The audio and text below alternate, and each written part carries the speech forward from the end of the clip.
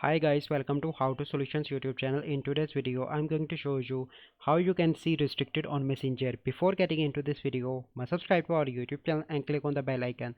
The first step you need to do is to open Play Store and search your Messenger and update your Messenger application. Once you've done that, you simply need to go back and open Messenger.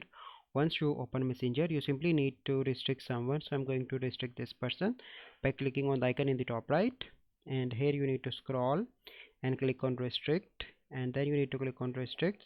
So how you can see restrict is you simply need to click on your profile picture in the top left, and then you need to click on the privacy, and here you simply need to click on restricted accounts, and here you can see all your restricted accounts.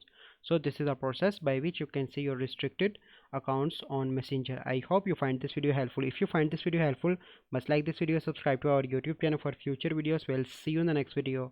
Thank you. Have a good day.